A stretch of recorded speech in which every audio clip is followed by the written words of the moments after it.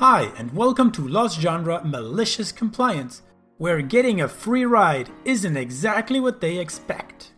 In 2018, I lived in Southern California while I was finishing up graduate school. Uber was more popular than ever, and given how spread out California is in general, was an easy side hustle to shuttle people back and forth. However, I only did it for a while because I'm not really the most patient person and eventually got tired of people's BS's and attitudes. One of the most common tactics for customers looking to screw a driver was to cancel their rides in the middle of the trip to avoid paying the fare. They would often say how they did it accidentally and then ask me if I could just finish the trip since we were basically there anyway.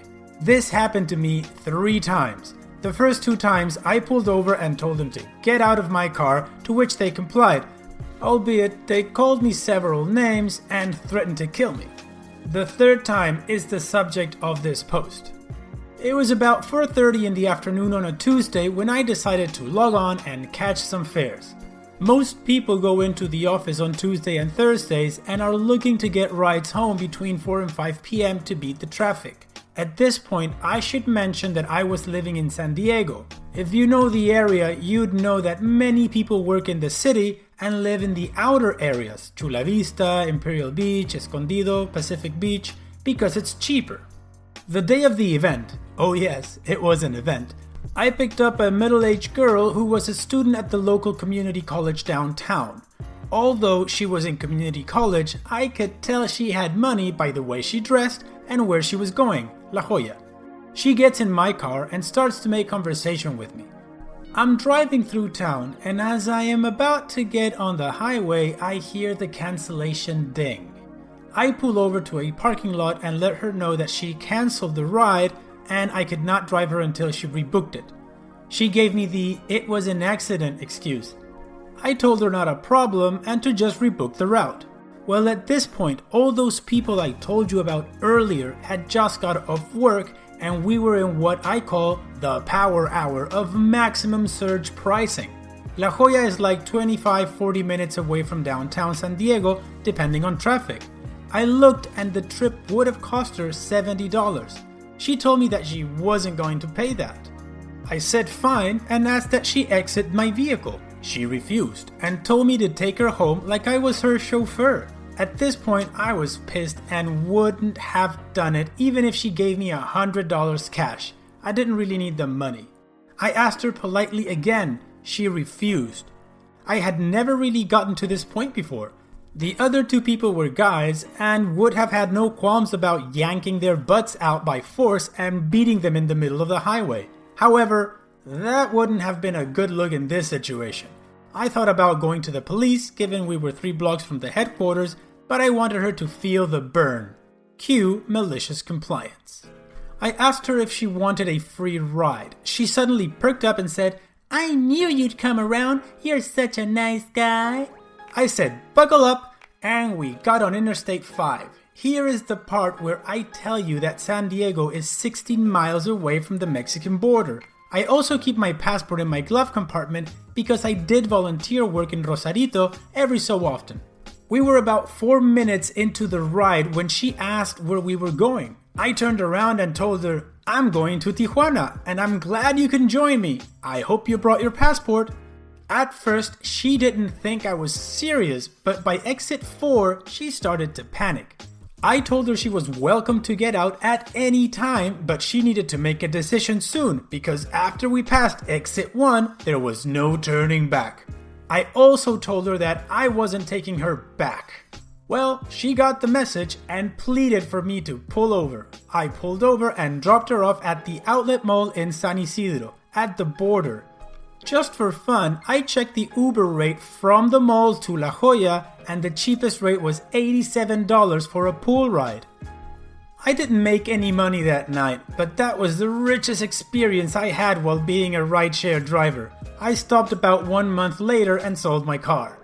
I wasn't going to kidnap this chick. I communicated with both Uber support and a few of my friends to let them know she would not get out of my car after being asked repeatedly prior to driving towards the border. I covered my bases. Well, she wanted a free ride, but I guess she just wasn't going where she wanted to. That's a good burn. Alright, let's continue to the next post. I used to work part-time at a sandwich shop during college, about 9-10 years ago. The shop had a high turnover rate and I was there the longest, so I basically learned everything in the store. One day, we had a health inspector come in to evaluate the food safety, temperature readings, food storage, etc. I had to slice the tomatoes for night shift and the inspector took issue with the dirty slicer and asked if I had cleaned it first. I said yes. He asked if I used the scrubby thingy. I forget what it's called. It's like that wired scrub on a stick. I said, no, you don't put your fingers near the blades. You just spray it off and dunk it in sanitizer. He chastised me. So I was like, okay, show me how to clean it properly then. If there was a way to do it right without getting hurt, then I was willing to learn. My coworker and I stood there and watched him jam the wire scrub between the blades and pull it back. And of course, it got stuck. He shoved it forward again, jamming his knuckles into the blades. He started bleeding everywhere. My coworker had to shut himself in the walk-in freezer. He was laughing his butt off. I just looked at my manager trying to help this idiot inspector get a towel and whatnot and said, yeah, I'm not cleaning the slicer like that. The slicer looked like this. Well, I guess that's a lesson learned for the health inspector, and now he knows why they clean it like they clean it. Ouch. Alright, let's continue to the next post. So this happened last week, and I'm proud of myself for it. During this pandemic, I have found peace by sitting in my garden watching YouTube and scrolling Reddit. I always sit on my swing chair. A swing chair is a chair mixed with a swing, so you can sit and swing without annoying chains or having to go out. My swing chair has been through a lot, so much so to the point where if you sit on it, it squeaks a bit. I like the squeaks though, so I keep using it. My neighbor hates my family. Ever since my mom, my brother and I moved into my now stepdad's house. She especially hates me for some reason. One day, my parents got the day off from work, so we were all home. I was out in the swing chair listening to music using headphones. All of a sudden, a bucket gets thrown over the fence and almost hit me. I jumped and took off my headphones. I asked, "Who did that?" My neighbor responded with, "Stop swinging on your chair. You're distracting my children and making them jealous. Either stop or give it to me." I asked, "How am I distracting them?" She replied with, "The sound makes them look through the hole they made in the fence." I said that I'll stop. Here's the malicious compliance. I stopped going on my swing chair and instead picked up an old hobby of mine, drumming. I played it so much that my family would sometimes have to speak louder to talk to me. This is where it gets weird though. She then phoned my personal phone that I have never given the number to anyone except my close friends. Apparently, she had gone to my mom's Facebook, searched for a pic of me and my friends, found my best friend's number by some means, and posed as my aunt asking for my number so she could check up on me. She called me yelling at me to stop drumming. I said, "Why?"